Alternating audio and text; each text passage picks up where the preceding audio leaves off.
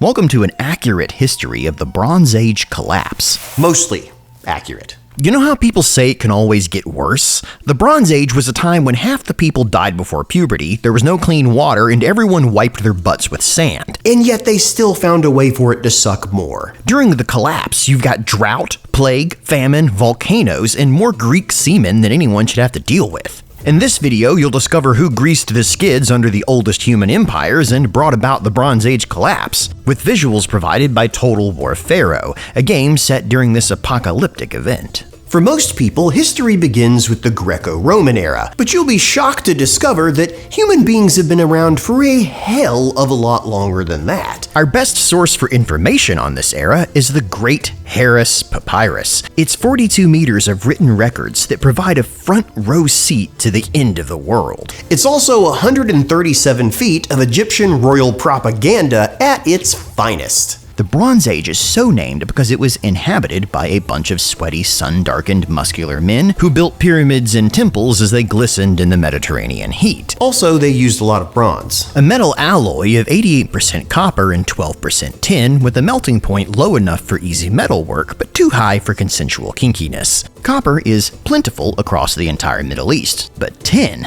Well, tin is a bit like uranium during the Cold War. Everybody wanted it, and those who had it held onto it tighter than the soap in a prison shower. You'll notice there are small mines in modern Turkey, Egypt, and Iran, which, just so not coincidentally, align with the major powers of the late Bronze Age. But these local sources of tin weren't enough to supply burgeoning empires. Bronze was used to push their borders to new horizons, and the Rin-Tin tin was imported at great expense from distant Afghanistan and even as far away as Cornwall in England. You can think about the period like an arms race where everyone is gobbling up their neighbors like a 1950s space monster. This all culminated in the Battle of Cadesh, where in 1274 BC... Hold on, when you hear a date in this video, know that it's approximate. As well documented as Egyptian history is, its numbers are based on regnal years. Dates written down like they took place on the 3rd month of the 12th day during the reign of Pharaoh Who's-a-What, which has left a few arguments on what the correct chronology is. Some say there's a 30-year wiggle room, while others more like 200. So... in May of 1274 BC, Ramses II, Pharaoh of Egypt, and Muwatalli II, king of the Hittites, met to fight each other on the plains of Kadesh, where they put a hurt on each other so hard that nothing changed at all. It was a giant battle with lots of people dying, and it didn't make one lick of difference to either. That's the benefit of a stable economy with far-reaching infrastructure in an era of prosperity. These two superpowers could whip out their armies and slap each other with them whenever they wanted. All these empires needed was a bit of hydration and a quick nap, and they were ready for another round of war. Their territory gains were minimal, but they had bolstered their reputations at the cost of only a few thousand peasants and slaves. The problem with extremely long supply chains is that the more links there are in the chain, the more points of failure are introduced. Though it's unsettling to think of, complex human civilizations are a lot like dominoes. When one system falls, it impacts its neighbor, and unless somebody steps in to stop it, the whole chain can collapse. Ramses II ruled Egypt until he was at least 90 years old. We know this because his mummy is ancient. He was succeeded by his son Merneptah, a 70-year-old man who only got the job because he had outlived the pharaoh's 12 other sons. This went about as well as you can imagine, and his reign is mainly notable for the appearance of a new player in the Eastern Mediterranean. The Seamen. The Sea Peoples. A group of foreign tribes that appeared in the Eastern Mediterranean during this time as pirates and raiders. They were the Shurdan, Teresh, Washesh, Ewakish, and the Danane. Exactly who these sea peoples were is still hotly debated, but the general feeling is one of Homeric Greeks. You can always tell them by their kilts, beards, horned helmets, and desire to coat everything in olive oil. They had first shown up when Ramses II was still on the throne, raiding the coastline before the pharaoh had sent them back to sea with their tails between their legs, only to later hire the sea peoples as Egyptian mercenaries to keep them occupied and off his soil. Ramses' son Merneptah didn't keep up that same arrangement, and soon found that even his most loyal Sea People's tribe, the Sheridan, had returned as raiders employed by neighboring Libya. It's around this time, 1200 BC, that everything falls apart quicker than a 3-year-old running with Legos.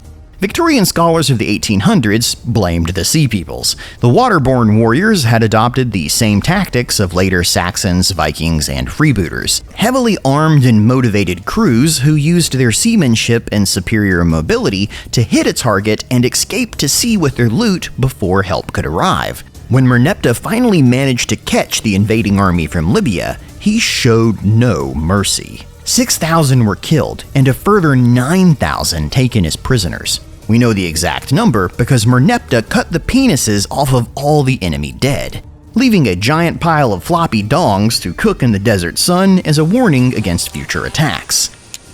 That is one big pile of But it wasn't just a heap of man-meat. A few hands were tossed in as well. When examining the dead of the Eqesh tribe of the Sea Peoples, the pharaoh discovered that they were circumcised and refused to let his men touch the penises. These were not just foreign invaders. The Eqesh had either spent a significant time in Canaan, where the practice was growing in popularity, or they were Canaanite themselves. Something had changed. The Sea Peoples were now a confederation of dispossessed peoples from far corners of the Bronze Age world. Not that Merneptah lived long enough to find out the answer. After only 10 years on the throne, he was dead. His mummy shows the cause of death was blunt force trauma to the back of the head. So either he slipped getting out of the bath, or he was clubbed to death by one of his sons. Either way, it's a death by natural causes for a pharaoh. What happened next was so crazy, it's been preserved as one of the oldest Egyptian stories, the tale of two brothers. An Egyptian myth with pharaohs, war, scheming wives, and yes, even more penis chopping. That is way too specific about court politics and intrigue to be coincidental. Merneptah's son, Crown Prince Seti Merneptah, assumed the throne on his father's death. He was the foremost among a cadre of royal offspring from various wives and concubines. To further his legitimacy, Seti immediately married to reinforce his royal lineage, making Tuasret the sister wife of a pharaoh. Which for Tuasret was quite literal, as she was either his sister by Merneptah or his half-sister by a concubine, which is slightly better? When presenting yourself as a semi-divine being, you can't just go around marrying random peasants after all. So Seti kept it in the family. With Seti's half-brother, Amen-Messi, guarding Upper Egypt as the viceroy of Kush, Seti felt it was a good time to travel and reaffirm old alliances. This took him to Canaan, which had been chafing under the yoke of Egyptian rule for some time now, and it was there among these dirty, backward masses that Seti met Sutailja, a beautiful Canaanite woman who would become his chief concubine and bear the next pharaoh. But like most attractive people, she came with baggage. Her brother, Bey, was a power-hungry priest at a local temple to the Egyptian gods. So unless Seti wanted to keep stroking it with his sister, he'd have to stroke Bey's ego. To smooth the process, Seti named Bey as Chancellor of Egypt, giving him the responsibility for constructing royal tombs. Pharaohs didn't just rule in life after all, they expected to carry on in their appointed style after death. So a splendid tomb was line item 1 on any budget. The stonemasons would actually construct it, so Bey didn't need any help there, and the architects had already designed the tomb, so that didn't need his input either. All in all, it was the perfect job for a brother-in-law. As a royal concubine, Sutailja would have been sent back to Thebes to await Seti's return to the royal court. But Amen-Messi was visiting around the same time and must have been as stunned as his brother Seti by her massive Canaanite jugs, because he usurped the throne and claimed all the booty that came with it. Cue the Civil War. 9 months later, when the next crown prince of Egypt was born, it wasn't exactly clear whose kid it was. And 3,000 years later, we still don't know the answer. To be fair, I am extrapolating from the tale of two brothers here, but this wouldn't be the first or last time in history that everything went pear-shaped for playing hide the pickle.